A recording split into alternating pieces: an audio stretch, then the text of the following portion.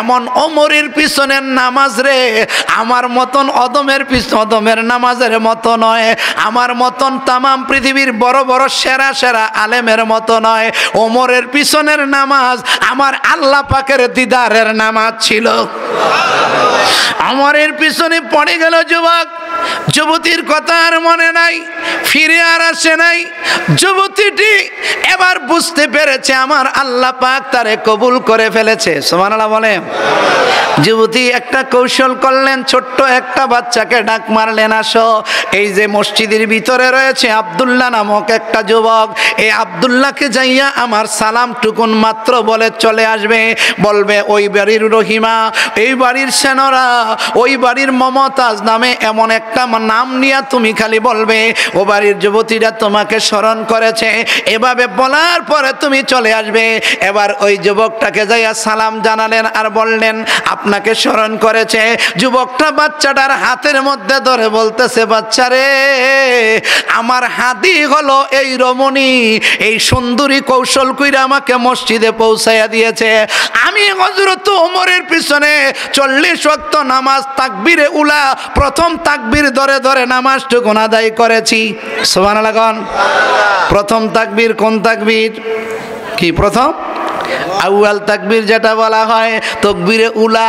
প্রথম তাকবীরে যারা নিয়ত করবে, ইমাম সাহেব যখন তাকবীরে তাহরিমা বাঁধবে, আপনিও যখন এভাবে ইমামের পরপর যখন তাকবীরে তাহরিমা বাঁধবেন, এটাকে বলা হয় তাকবীরে তাহরিমা বাঁধার পরে এটাকে বলা হবে আউয়াল তাকবীর। প্রথম তাকবীরে এভাবে কেরাত লওয়ার আগে যারা সুবহানাকাল্লাহুম্মা ওয়া বিহামদিকা ওয়া তাবারাকা ইসমুকা ওয়া তাআলা জাদ্দুকা ওয়া লা ইলাহা গায়রুক, এভাবে প্রথম তাকবীরে যারা সানা পর্যন্ত পড়ে ফেলতে পারবে, এইটাকে বলা হয় আউয়াল তাকবীরের নামাজ।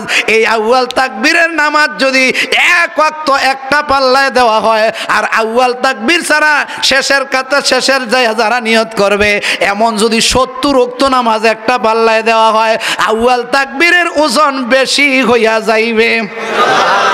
খুশি না বেজার?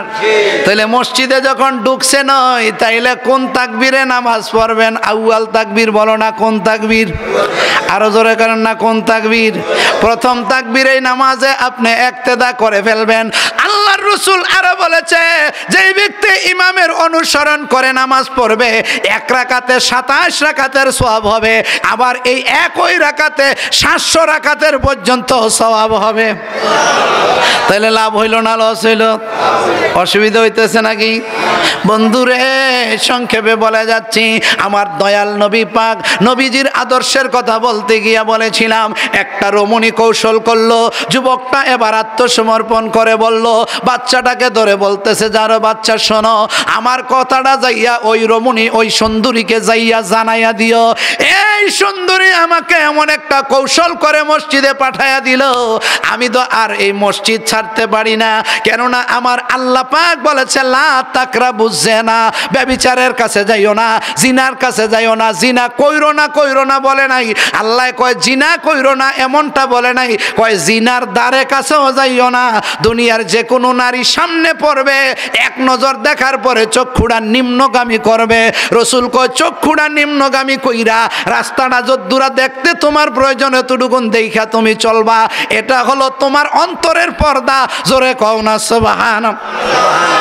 এবার আসে একটা নারী, ওই নারীকে বলতে লাগলো, এরে বাচ্চা যাইয়া জানাইয়া দিও আমি ওমরের পিছনে নামাজ ধরেছি, আমি আর এই পাপের চেহারাটা ওই রমণীকে দেখাতে যাব না।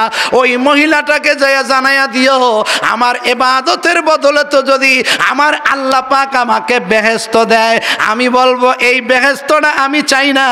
যার কথায় আমার আল্লাহ তুমি আমাকে হেদায়েত করেছো, ওই মহিলাটারে তুমি এই বেহেশতটা দিয়া দিও।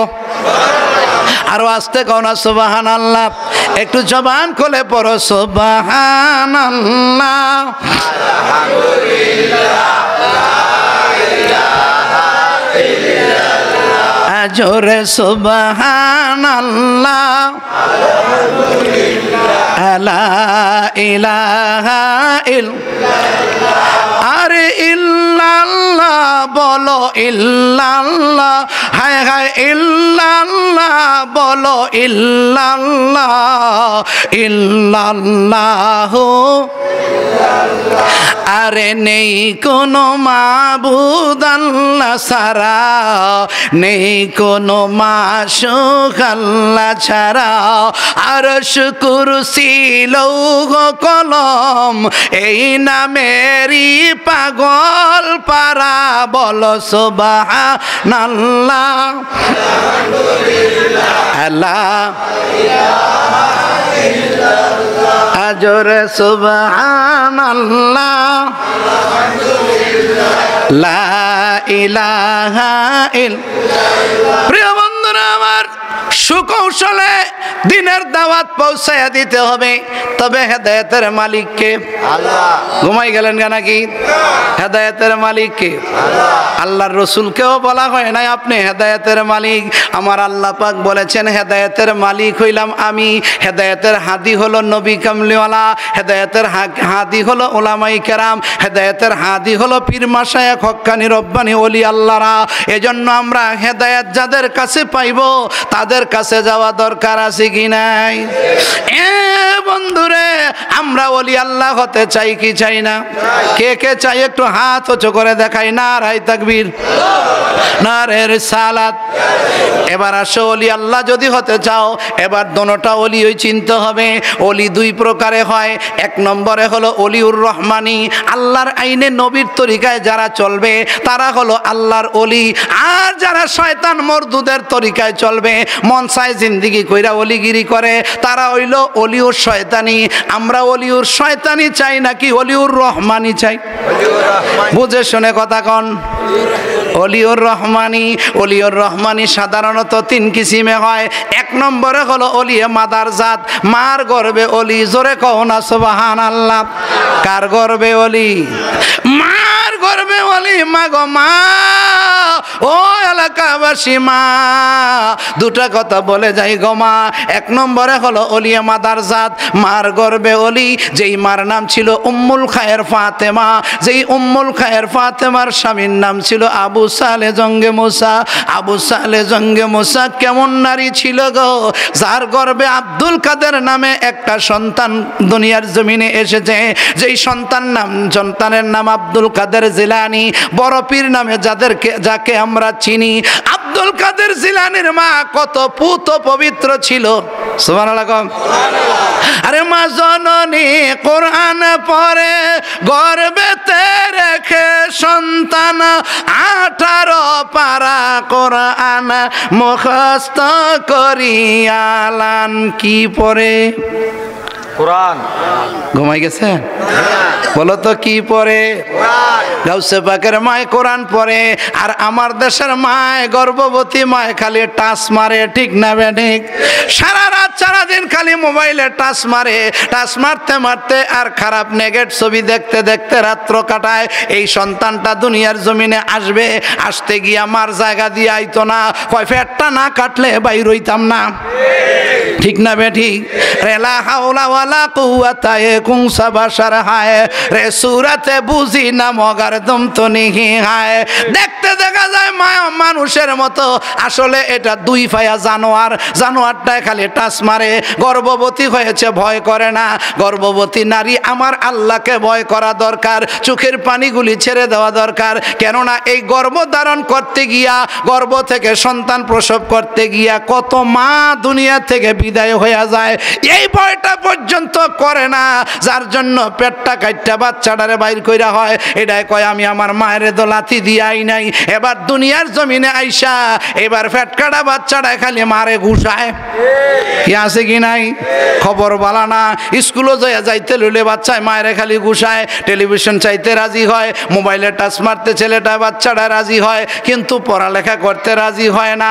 বোঝা গেল মার কারণে এই সন্তানটা শয়তানওয়ালা হইয়া আসছে। অনুরোধ করে বলে যাব, মা আপনার স্বভাবটা ভালো করেন, এখনো সময় আছে। আপনি আব্দুল কাদের জিলানীর মার মতন কোরআনুল কারীমটা নিয়ে বইসা থাকেন। সুবহানাল্লাহ। মায় কোরআন পড়লে লাভ হইব না লস হইব? আব্দুল কাদের জিলানী কন্যারানীর মা বললেন স্বামীকে, স্বামী গো আমাদের সন্তানটা নিয়ে মক্তবে মাদ্রাসায় ভর্তি করে দেন।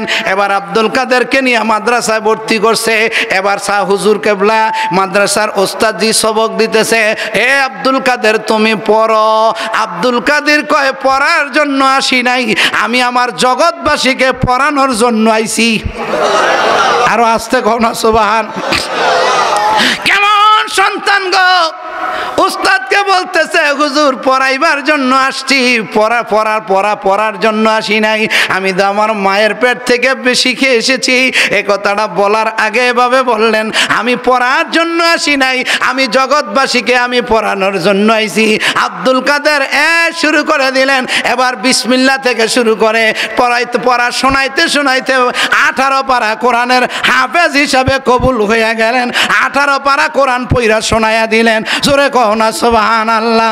আরে মা জননী কোরআন পড়ে গর্ভেতে রেখে সন্তান 18 পারা কোরআন মুখস্থ করিয়ালাম।